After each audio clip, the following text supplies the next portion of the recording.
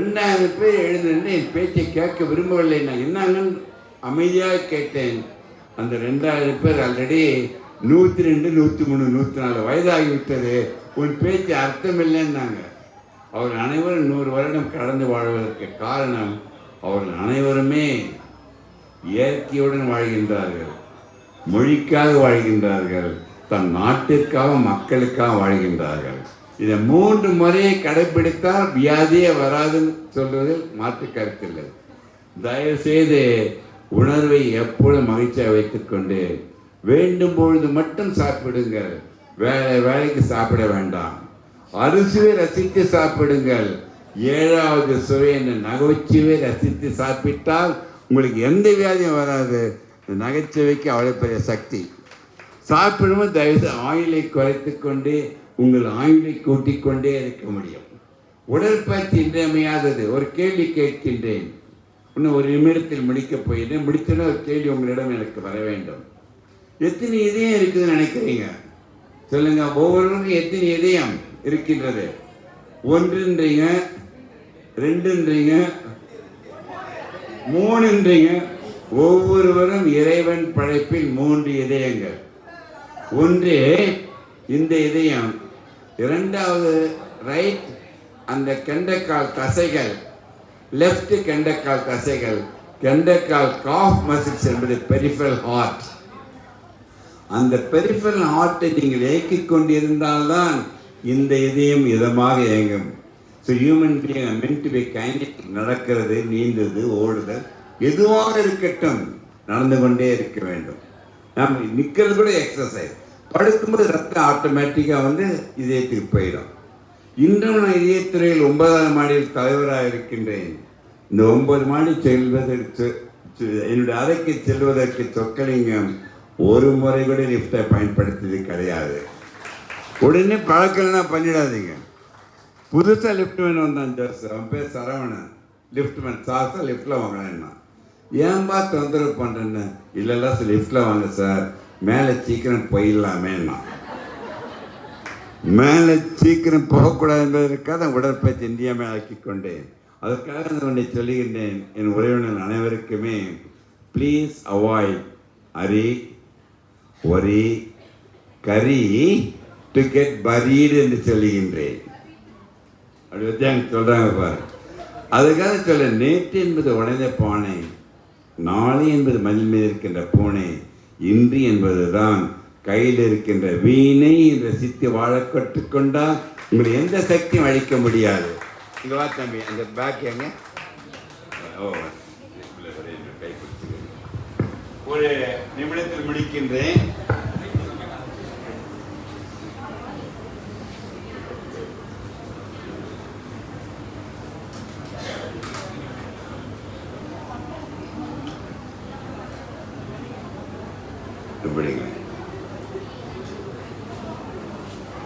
இந்த இதுல என்ன பாக்குறீங்க சொல்லுங்க பார்க்கலாம்.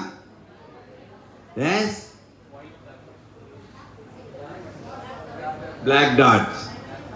எவரெல்லாம் பிளாக் டாட் சொல்றீங்களோ அவர்களுக்கு மாரடைப்பு வந்துவிடும். பயமுறுத்த சொல்லிடாதீங்க. இந்த அழகான ஸ்கிரீனில் 99 பங்கு அழகாக கலைப்படாமல் இருப்பது தெரியவில்லை. மூளையில் இருக்கின்ற கிடைக்காத ஒன்றை பிளாக் ஸ்பாட் பிடிச்சிட்டீங்கன்னா உங்களுக்கு மாரடைப்பு வர வாய்ப்பு உண்டு. நான் சொல்லிப்பீங்களா? அடுத்தது ஒன்றை கொண்டு வந்திருந்தேன், தெரியல, பரவாயில்ல. இதை பாருங்க, இதுதான் பாருங்க. இது கருவில் இருக்கின்ற இடம், இது கல்லறை. மனிதன் அமைதியாக இருப்பது கருவறையிலும் கல்லறையிலும் மட்டும். இடையில் இருக்கின்ற கோடு தான் உன் வாழ்க்கை. உன் வாழ்க்கை என்பது நம் கையில், நம்பிக்கையில், தன்னம்பிக்கையில், மூட நம்பிக்கை அற்று நீ வாழும்பொழுது 3 மந்திரங்களை, இந்த இடைவெளி என்ற கோட்டை தயவுசெய்து கவனிங்கள், இதை கூட்டிக் கொண்டே போக முடியும். இல்லை சொக்கலிங்க கடைபிடிக்க மாட்டேன்னா சுருங்கி இறந்து விடுவீர்கள். ஸோ கூட்டுவதோ குறைப்பதோ அவர்தம் கையில் தான். அதான் அடிக்கடி சொல்கிறேன், கையளவு உள்ள இதயத்தை காப்பதும் அவர்கள் கையில் தான் என்று கூறி கடைசியாக ஒன்று கூறி விடைபெறுகின்றேன்.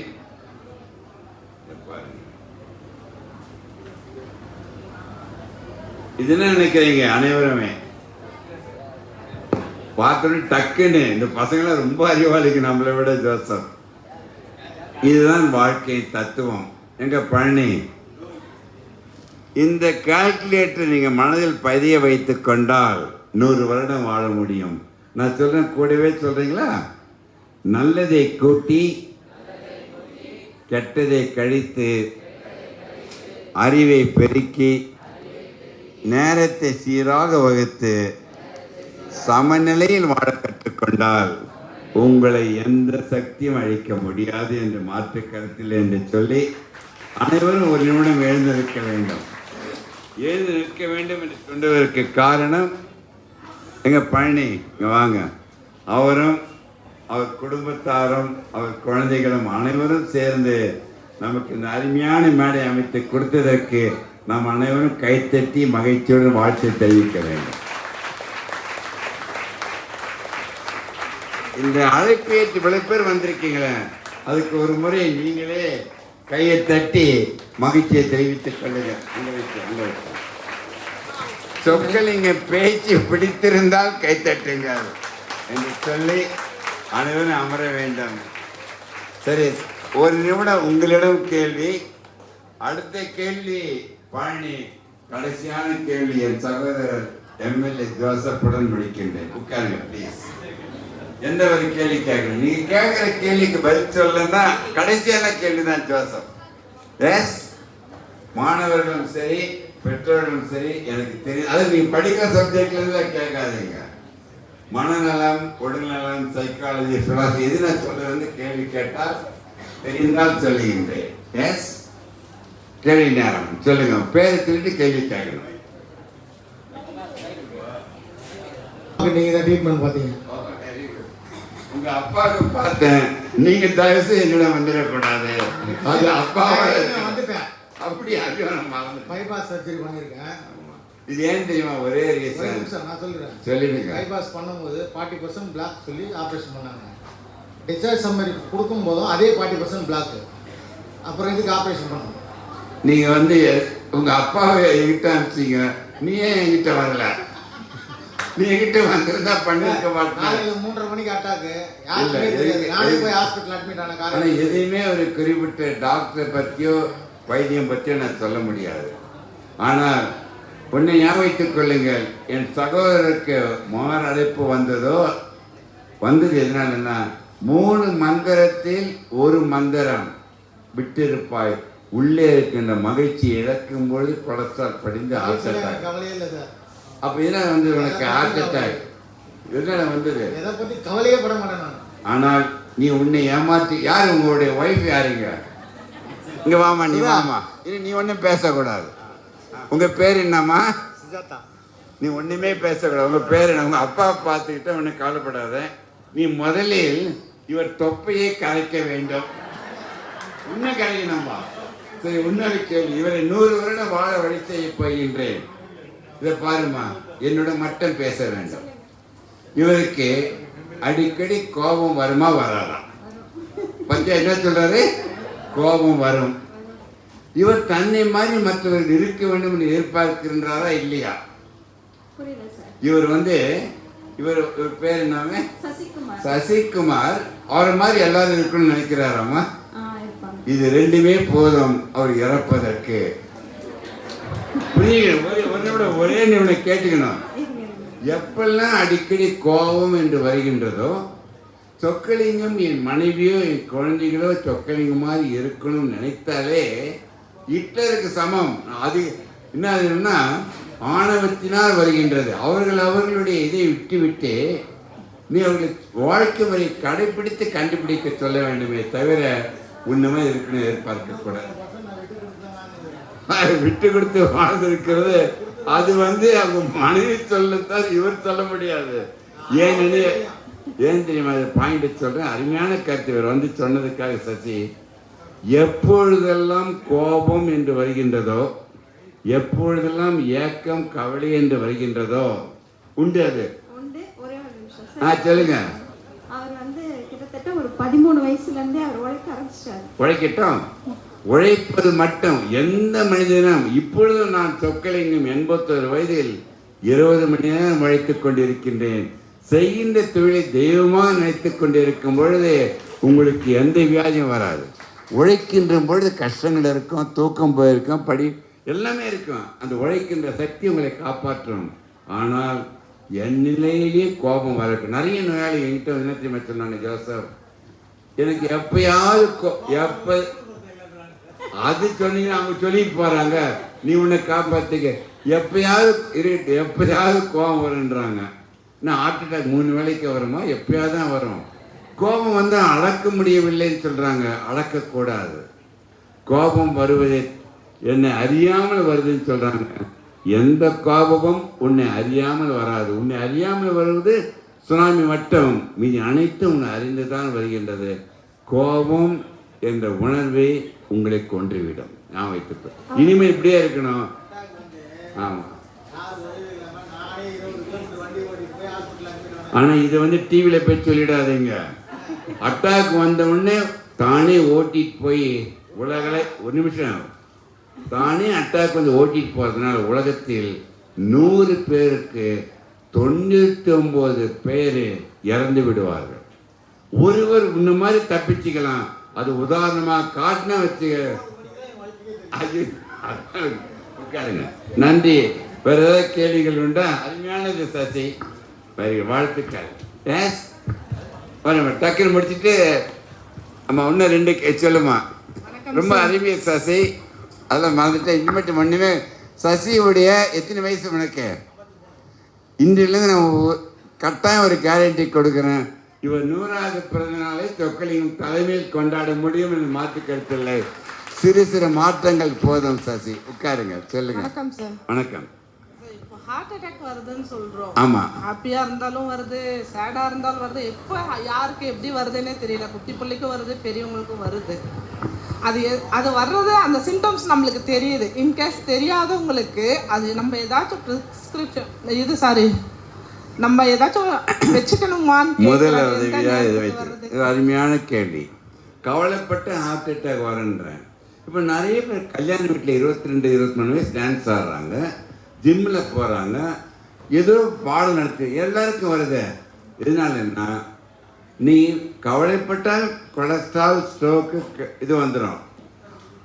ரொம்ப எக்ஸ்ட்ரீம் ஹாப்பினஸ் இருக்குதுன்னு வச்சிங்களேன், அதுவும் அவர்களுக்கு அதிர்ச்சியாக நினைத்தால் கொண்டு விடும். அதான் பேலன்ஸாக வாழணும். எவருக்காவது ஒரு அறிகுறி மாதிரி இருந்ததுன்னா தயவு செய்து 108 என்ற ஆம்புலன்ஸில் ஃபோன் பண்ண. இந்தியாவுடைய கோடு 15 மினிட்ஸில் வந்துடும்.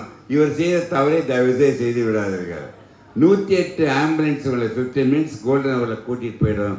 அனைவர் வீட்டிடம் 325 மில்லிகிராம் ஆஸ்பிரின் வைத்துக்கொள்ள வேண்டும்.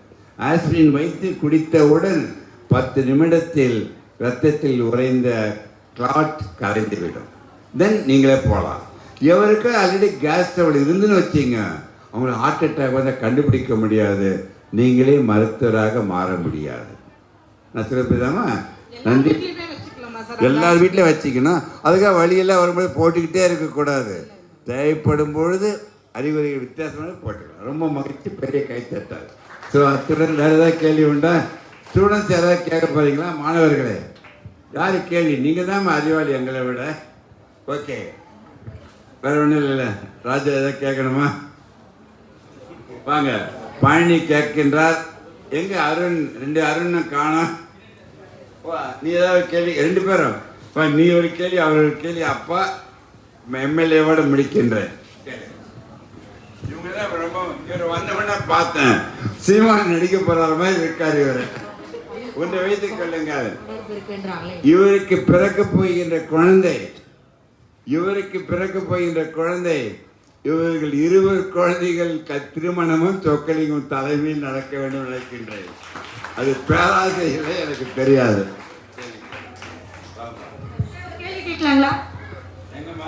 ரத்த சர்க்கரை உள்ளவங்களுக்கு பல்லுக்கும் ஹார்ட்டுக்கும் சம்பந்தம் இருக்கு அப்படின்றாங்க. எதுமா? ரத்த சர்க்கரை ஆமா உள்ளவங்களுக்கு சர்க்கரை வியாதி. ஆமா ஆமா, பல்லுக்கும் ஹார்ட்டுக்கும் சம்பந்தம் இருக்கு அப்படிங்கிறாங்க. அது உண்மையா பொய்யா? ஏன்னா பல்லு எங்கேயோ இருக்கு, ஹார்ட் எங்கேயோ இருக்கு. அப்படி அருமையான கேள்வி. ஒரு டாக்டர் மாதிரியா பண்ணிட்டீங்கப்பா பழனி. இது பாருங்க, சர்க்கரை வியாதி, இரத்த கொதிப்பு, கொலஸ்ட்ரால் அனைத்தும் எதிர்மறை வாழ்க்கை முறையால் வருகின்றது. இந்த 3 மந்திரங்களை கடைப்பிடித்தால் 1 வருடத்தில் எந்த மாத்திரையும் சாப்பிட வேண்டாம். பல்லுக்கு மாத்திரம் இல்லை, எல்லாமே கனெக்ஷன்ஸ். இதயத்திற்கு, பல்லுக்கு இதயத்துக்கு எதுக்குன்னா, சின்ன இன்ஃபெக்ஷன் ஒன்று இருந்தால் கூட வச்சுக்க பல்லில், அது ரத்தத்தில் கலந்து இதய வேல்வுகளையும் இதயத்தை தசைகளையும் பலகீனப்படுத்த வாய்ப்புண்டு. ஏன்னா அந்த பல்ல இருக்கிற இன்ஃபெக்ஷன் வந்து ஸ்ட்ராங்கான இன்ஃபெக்ஷன்ஸ். இதே மீதி ஸ்கின்லேயோ காதில் இருக்கிறதெல்லாம் கிடையாது. அதனால் பல்லை எப்பொழுதுமே க்ளீனாக வைத்துக் கொள்ள வேண்டும். மிக மகிழ்ச்சி, வாழ்த்துக்கள். ரொம்ப நன்றி ஐயா. இப்போ ஒரு குழந்தை பிறக்கும் போதே வந்து முதுகெலும்பு இல்லாமல் பிறக்குது. அதுக்கு ஏதாவது உண்மையா அது மாதிரி நடக்குமா? அப்படி நடந்தால் அது என்ன மெடிசன்? ஒரு அருமையான கேள்வி. இப்போ ஒரு தவறும் பண்ணவில்லை. குழந்தை பிறக்கும் பொழுது வியாதியுடன் பிறக்கிறது, ப்ளூ பேபியாக பிறக்குது, சின்ன வயசில் ஹார்ட் அட்டாக் வருது.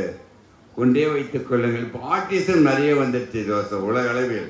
இந்தியாவில் வந்துடுச்சு. மூளை வளர்ச்சி, மூளை தடுமாற்றங்கள் தான் ஆர்டிசம். இது அனைத்திற்கும் ஒரே ஒரு காரணம். இப்போ கண்டுபிடிக்கப்பட்ட உண்மை என்ன தெரியுமா? அம்மா குழந்தைய கருவுற்றிருக்கும் பொழுது முதல் 3 மாதங்கள், எத்தனை 3 மாதம் எத்தனை மாதம் ஆகுது? 3 மாதங்களா 12 வாரம். புரிந்து வைத்துக் கொள்ளுங்கள். 1வது மாதத்தில் 4 வாரத்திலிருந்து 12வது வாரத்திற்குள் எல்லா உறுப்புகளும்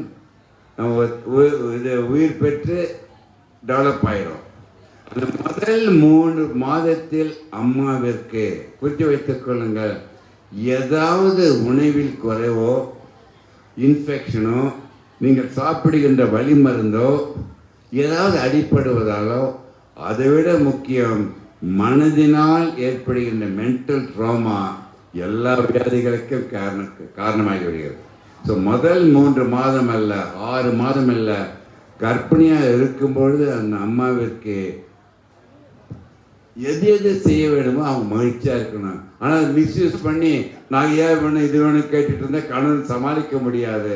அவர் மகிழ்ச்சியுடன் பார்த்து கொண்டிருந்தால் இந்த வியாதிகளை தடுக்க முடியும் என்று ஆராய்ச்சி பண்ணிவிட்டது. நன்றி. நீ தம்பி சார், டாக்டர் படிச்சதுனால நான் வந்து ஜென்ரலாக கேட்குறேன். ஒரு பேஷண்ட்டு டாக்டர்கிட்ட வரும்போது என்ன மைண்ட் செட்டில் வரணும், அதே மாதிரி ஒரு டாக்டர் வந்து பேஷண்ட்டை என்ன மைண்ட் செட்டில் கன்சல்ட் பண்ணணும்? நான் ஒன்று சொல்கிறேன்.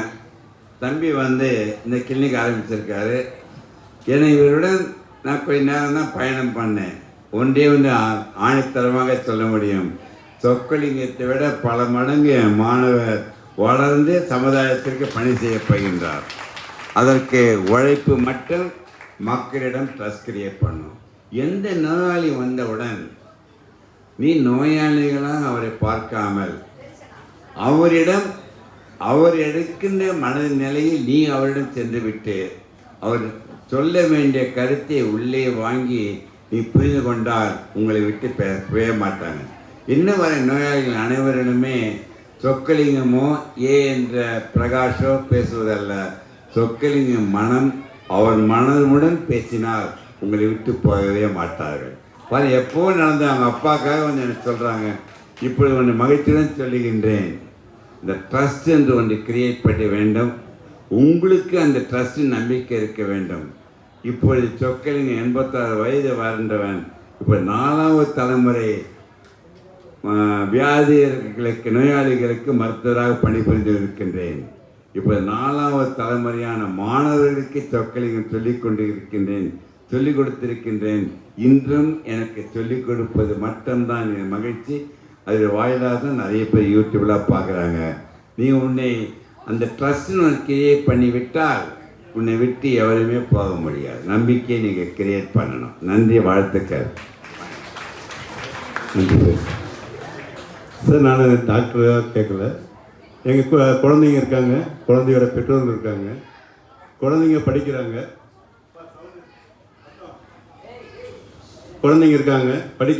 ஸ்கூலில் படிக்கிறாங்க, அங்கே படிக்கிறது பார்த்தாலும் இங்கே வந்து அகாடமிக் டியூஷனில் வந்து படிக்கிறாங்க.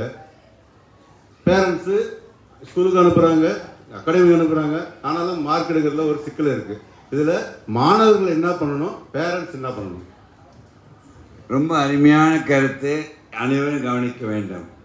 பெற்றோர்கள் குழந்தைகளை நீங்கள் குழந்தைகளாக பாவிக்கக்கூடாது. அவர்களை உங்கள் நண்பர்களாக கருத வேண்டும். குழந்தைகளை நீங்கள் நண்பர்களாக கருதிவிட்டால் உங்களுடைய இணக்கம் வந்துவிடும். So there is no generation gap. ஆனால் பெற்றோர்கள் அவர்கள் விருப்பத்தை குழந்தைகளிடம் திணிக்கக்கூடாது. குழந்தைகளுக்கு எது தேவை என்று அறிந்து அதுக்கு பிளாட்ஃபார்ம் கொடுக்கணும். மூன்றாவது இந்த குழந்தைகள் என்ன பண்ணணும்னா, இப்பொழுது உங்கள் பெற்றோர்கள் உங்களுக்கு அனைவருக்கும் சப்போர்ட் பண்ணுறாங்க. உங்களுடைய கடமை படிப்பது மட்டும்தான். உங்கள் முழு கவனம் படிப்பில் ஏற்படுத்தி கொண்டு படிப்பதையே வலுவாக நினைக்காமல் அந்த படிப்பதையே ஒரு ரிக்ரியேஷனாக வைத்து கொண்டால் உங்களுக்கு எந்த சக்தியும் வர முடியாது. அனைவரும் ஃபஸ்ட் ரேங்க் வாங்க முடியும். சொக்கலிங்கம் நிலையில் இருந்ததுனால்தான் 60 வருடத்திற்கு முன்பு MBBS என்ற டிகிரி வாங்கும் பொழுது தமிழ்நாட்டில் முதல் மாணவனாக வாங்கினேன். MD வாங்கும்பொழுது கோல்டு மெடலாக வாங்கி தமிழ்நாட்டில் முதல் மாணவனாக இருந்தேன். DM கார்டியாலஜின் போஸ்டர் வாங்கும்பொழுது இந்திய அளவிலும் முதல் மாணவனாக கோல்டு மெடல் வாங்கினேன். இது அனைத்திற்கும் சொக்கலிங்கம் வாங்க வேண்டும் என்று முயற்சி செய்யவில்லை. என் முயற்சிகள் அனைத்தும் focus to only for studies. அது பண்ணும்பொழுது நீங்கள் அனைவரும் வெற்றி அடைவது கட்டாயம் என்று ஒரு டைவர்சிஃபிகேஷன் இல்லாமல் ஃபோக்கஸ் யுவர் ஸ்டடீஸ் அலோன். அதே தான் ஃபோக்கஸ். வேலையை செய்யும் பொழுது அதே தான் ஃபோக்கஸ். நீங்கள் வாழ்க்கையின் பயணமே சமுதாயத்தை நோக்கி தான் இருக்க வேண்டும் என்று கேட்டுக்கொள்கிறேன். கடைசியாக ஐயா அவரை கேள்வி கேட்க வேண்டும்.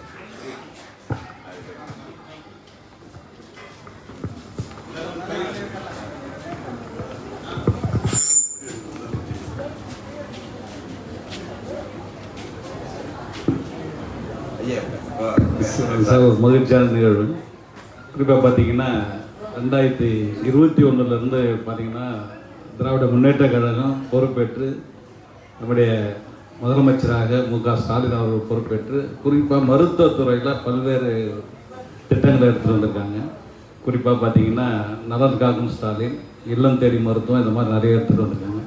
இதில் நம்ம மக்களை நம்ம அரசு மூலயமா செய்கிற இந்த மருத்துவத்தை எதடி பயன்படுத்திக்கலாம் அப்படின்றத கொஞ்சம் விளக்கமாக நீங்கள் சொல்லுங்கள். அருமையான கேள்வி, கமெண்ட்டும் கூட. என் சகோதரர் பார்த்தீங்கன்னா பல வருஷமாக தெரியும். இவர் வயது குறைந்து கொண்டே இருப்பதற்கு காரணம் அவர் தான் மகிழ்ந்து மற்றவர் மகிழ வைக்கின்ற சக்தி இருப்பதால் தான். எவன் ஒருவன் தான் மகிழ்ந்து மற்றவரை மகிழ வைக்கிறார்களோ அவர் மனிதர் அல்ல, மாமனிதர் அல்ல, அவர் தெய்வமாகவே மாறிவிடுவார்கள். என்னுடைய 60 வருட அனுபவத்தில் நீங்கள் சொன்னால் ஆச்சரியப்படுவீர்கள். தந்தை பெரியார், காமராஜர், அண்ணா, MGR, கலைஞர், ஸ்டாலின் இவர்கள் அனைவருக்குமே சொக்கலிங்கம் மருத்துவராக பணிபுரிந்தேன் என்பதுதான். உங்களிடம் கைத்தட்டல் வாங்குவதற்காக சொல்லவில்லை, அவர்கள் அனுபவங்களை கூட நான் உங்களிடம் பகிர்ந்து கொள்கிறேன். நம்முடைய முதலமைச்சர் ஓய்வு இல்லாமல் நான் பேசுவார், ஃபோனில் பேசுனா 10-15 நிமிடம். நீ ஏங்க டிஸ்டர்ப் பண்ணி சொக்கலி நீ எதை வேலையில் இருக்கிறாச்சுன்னு ஆசையாக, ஏன்னால் அவருடைய ஒவ்வொரு நிமிடத்தையும் நான் வேஸ்ட் பண்ண விரும்ப மாட்டேன்.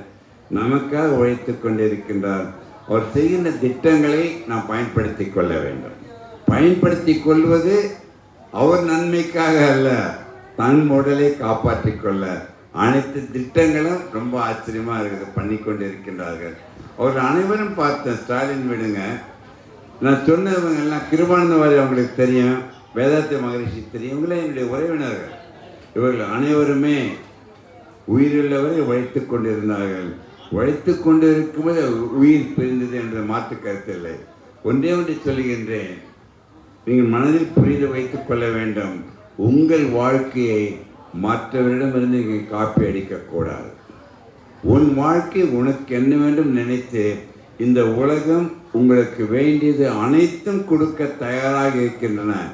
தயாராக இருக்கின்ற உலகத்திலிருந்து பெறுவதற்கு உங்களை தயார்படுத்தி கொண்டு தகுதியை ஏற்றிக்கொண்டு அது பெறுகின்ற சக்தி தான் நீங்கள் பள்ளிக்கூடங்களும் அகாடமி கொடுத்து கொண்டு இருக்கின்றது. அதில் மாற்றம் இல்லை. இதை விட ஒரு மகிழ்ச்சியான செய்தியுடன் சொல்லி முடிந்து நிறைவேற செய்கின்றேன். நானும் திரு அப்துல் கலாமும் 15,000 இல்லை 20,000 மாணவர்களுக்கு அண்ணா நகரில் பேசின ஒரே மேடையில் ஒரு பெரிய ஒரு மகானாக நினைக்கின்றேன் அப்துல் கலாம் ஐயா அவர்கள். அவர் சொல்லுகின்ற ஒரே கருத்து, உலக மக்கள் அனைவரும் ஒன்னஸாக இருக்க வேண்டும், ஒற்றுமையுடன் இருந்தால் உங்களை எந்த சக்தியும் அழிக்காது என்று சொல்லி உங்கள் அனைவருக்கும் நன்றி கூறி விடைபெறுகிறேன். நன்றி ஐயா.